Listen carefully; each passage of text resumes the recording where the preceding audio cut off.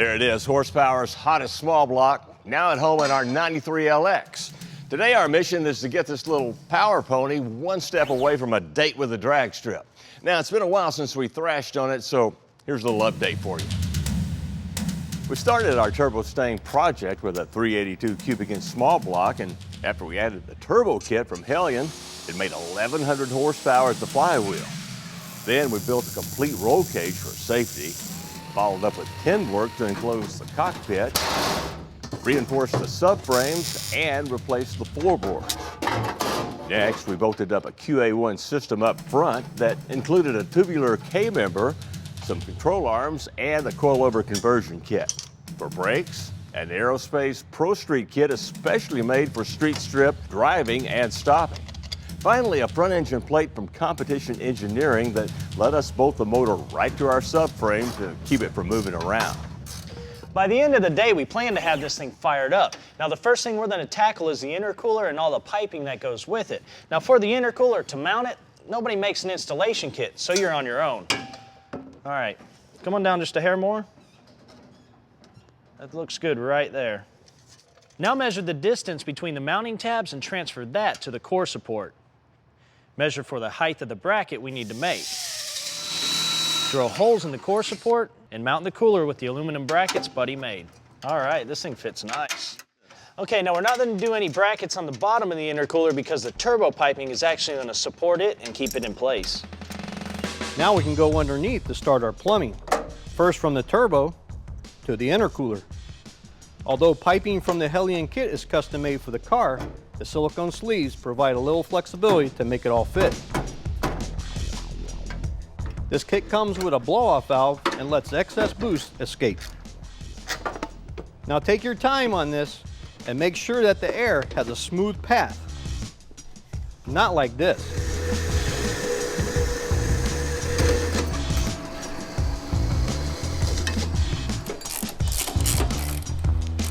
I can live with that. Back here, Mike's welding up a bracket to hold our racing pump. It comes from Weldon, and it flows up to 180 gallons a minute, up to 80 PSI. That's got a -12 inlet, a -10 going out of it, and it'll feed motors up to 1,400 horsepower. Now, to protect the pump and the engine from contaminants, we're using a pair of 40-micron cellulose filters. To feed it, we're using this RCI cell that's designed for fuel-injected applications. Now, it has a -8 feed and return fitting, but the cool feature is down here in the vent. It has a check ball that, in case the car rolls over, that ball will close and prevent any fuel from spilling. Now, I really want you guys to see this, but don't try this at home. Pretty cool, huh? The back half was built with that cell in mind, and I'm going to use some cheap angle iron to make a basket to hang it.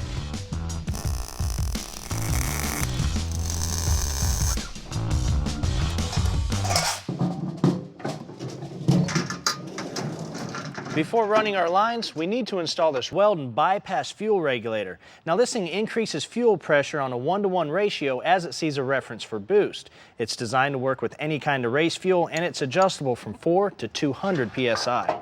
All that fuel gets fed to this Russell Y block for a smoother transition than a standard T. Now this is a standard return system, and since the regulator is positioned after the rails, it'll allow us to maintain 60 PSI whether we're at idle or making a 5.5-second pass. Okay, there's yet one more part to our fuel system, and it's this fuel pump controller that's going to mount on a bracket here under the dash. Now, this thing allows you to adjust the volume of fuel while you maintain that constant PSI level. And it controls the pump with pulse width modulation. Now, that means electrical current to the pump is interrupted over 12,000 times a second to reduce the speed. On the other end of the big gray wire is a switch from race to street mode, and this little dial that controls that rate of fuel pump interruption. We'll mount these in the dash later. Hey, while I'm in here, might as well get started on the painless wiring harness. First thing to go in is this fuse block that has 30-amp relays and a separate fuse for each circuit. As far as the wires go, these color-coded wires are for everything behind the firewall. These, wrapped in power braid, get routed up to the engine.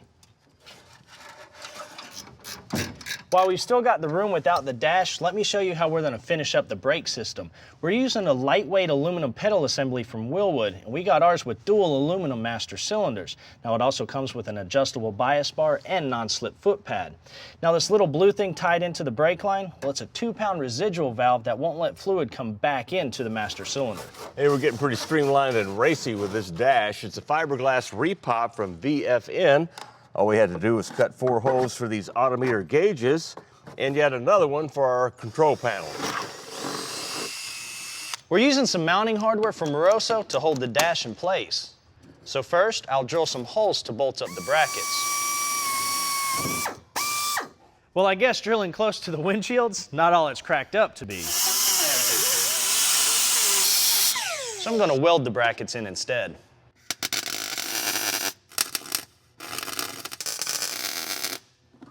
The new dash goes right in place after just a little trimming for the roll cage. Looks pretty good. That was pretty easy. The wiring will be a different story, but hey, stay with us. We're not too far away from firing this thing up.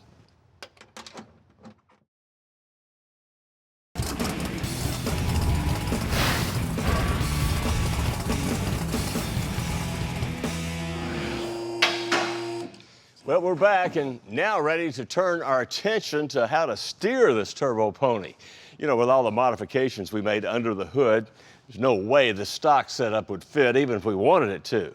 This Flaming River direct replacement kit is a lot more streamlined, and by losing things like the power rack and pump, we lose about 30 pounds. It's a pretty easy deal. The Heim joint first goes into this boss we've already welded to the frame rail. This U-joint threads in next, followed by the short shaft. Then we slip the universal joint onto the top of the shaft. Now, earlier, before installing the dash, Mike welded up a special bracket, and it's there to support the longer shaft that goes through the firewall and into the other end of the universal joint. However, be careful not to bottom it out. Then with everything cinched down, we're ready to go inside the car again and weld the splined adapter to the shaft. With the wheels straight, we're ready to install our steering wheel using this quick release adapter. Now another cool feature about the steering wheel is it's made out of billet aluminum wrapped in leather, and it's D-shaped so you get a little extra clearance down low. There's not a lot of room for a cooling system with that turbo in there, so we're going with this ultra low profile Hayden fan that's designed to push or pull air depending on how you mount it up. It's also got wiring for high and low speeds. Now we're installing ours on a high-performance fluidine radiator that's a direct fit for our particular Mustang. So with the fan mounted offset like this, we clear the turbo just fine. Everything fits, but one small problem. You see, we've misplaced the clamps that go right here, so time to improvise. After cutting some slits in the core assembly and the radiator itself, slide in this piece of scrap billet we have with a couple of bolt holes. There, that's not going anywhere. Next, a rubber hose will work just fine up top, but down here, one may get melted by the wastegate or the exhaust. So we're going to use this Formaflex hose from Earl's. Now the stainless steel hose is flexible, and to seal it up, it uses silicone sleeves and a billet aluminum worm gear clamp. All right, now to finish up the cooling system, and these GM factory weather packs make a pretty easy job of connecting the harness to the fan and to the electric water pump. We're mounting the packs on this engine plate to keep them away from heat. A couple grounds and that's done. What's next? Well, you want to hear it fire up by the end of the day? You bet, you bet. All right, well, the next thing up is the fuel injection system, and we'll show you where we're going to mount the box right after the break. Yeah, we'll fire it up in no time. Yeah, this all looks real nice.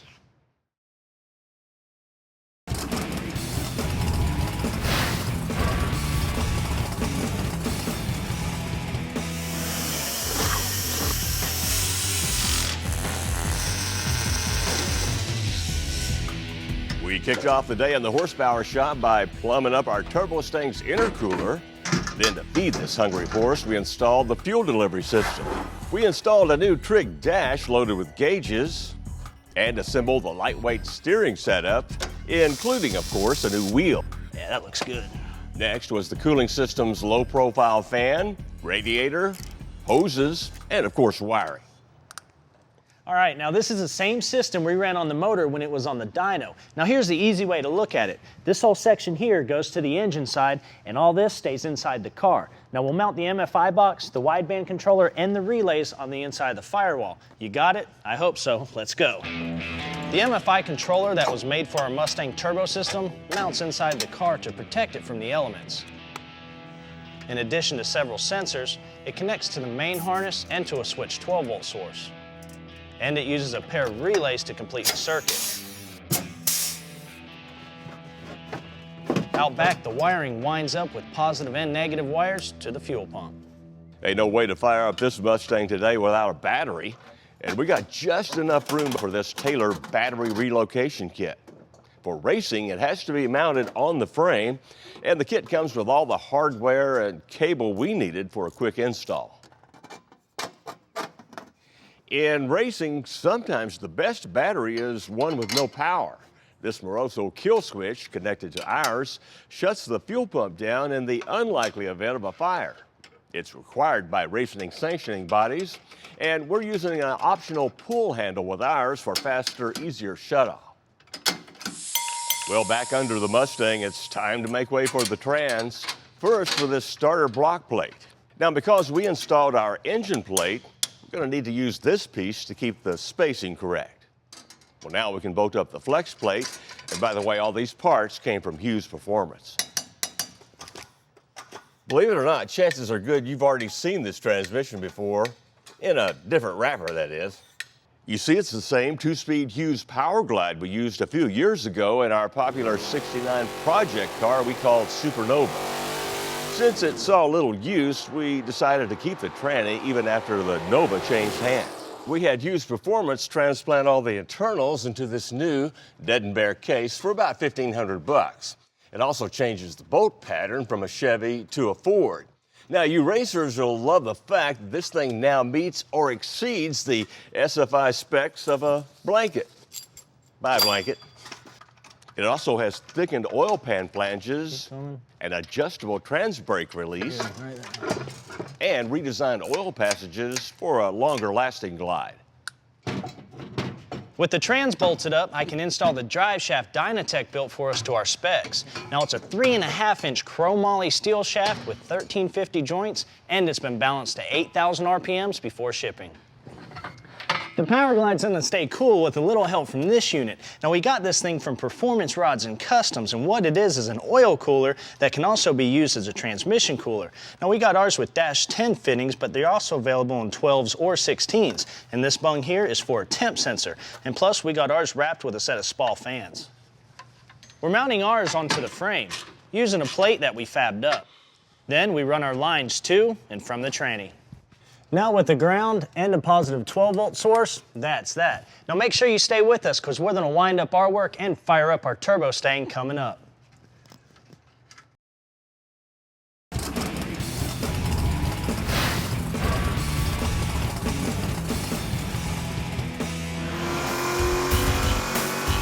Now let's see, this '92 Mustang started TV life with a budget in-car cam swap. Then we used it to test some high-performance bolt-ons, and even gave it a mild shot of squeeze. Years later, it was used to show you how to back half a car and build a roll cage. Then last year, we went wild building a turbocharged 382 small block for it. And finally today, it got all the goodies it needs to run down the drag strip. Now in its newest and last incarnation, it's just a couple of shifts away from firing up. You know, you see a slew of shifters like this one at the racetrack in sportsman race cars. It's a Cheetah turbo action that we got from Summit Racing. Got a lot of cool features, and you racers will love the fact that it's got a one-hand reverse lockout lever. Pretty cool.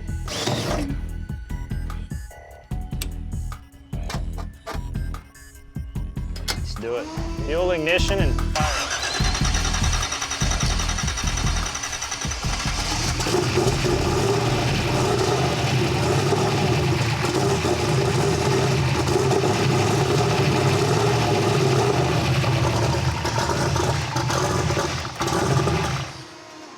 Awesome. Whole bunch of wiring and everything worked. You ought to be happy. A lot off of my back. Cool. We'll see how cool during a test and tune on the dyno jet. But that's next week.